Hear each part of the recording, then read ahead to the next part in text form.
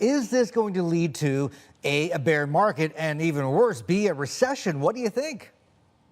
I think our market is going to go right back up, and we could see S&P 3,000, and I'm still on track for Dow 30,000. And the reason is that Fed Chairman Powell, we aren't going to see rates rise. We're at 1.5% in Fed funds rate. We could see Fed fund rates go back down to zero. And once the market understands that, it's going to help multiples rise, and the money's going to flow right back into stocks. This was just a correction based on the market trying to get its hands around 3% on the 10-year yield. And consumers are still spending. We might see a hiccup in real estate and housing. Those are the big purchases. The 30-year mortgage continues to rise, but everyone is still much wealthier than they were even 6 months ago.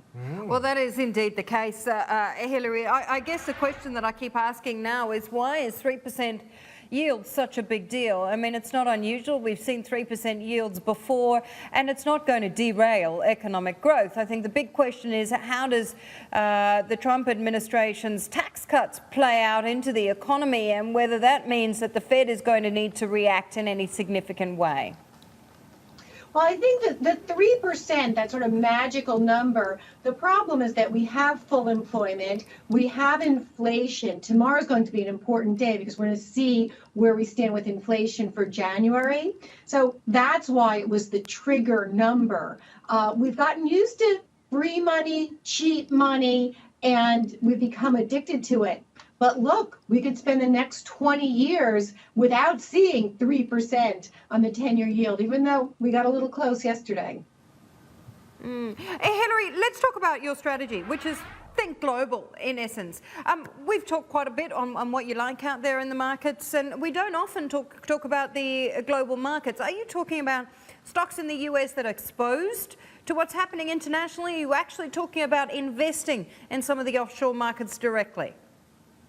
Well, some of the investments are great opportunities in Europe. We've looked at a lot of the pharmaceutical companies. For example, we always recommend Sanofi, SNY. So there are a number of companies that are opportunities. We are watching carefully to see what's going to happen. The quantitative easing in Europe may very well end next month. So we do like some of the international multinationals that are US based, in addition to some of these European pharmaceuticals that have exposure internationally, and hopefully currency rates will help there. Many of these companies came down hard, and I think we're going to see money made again.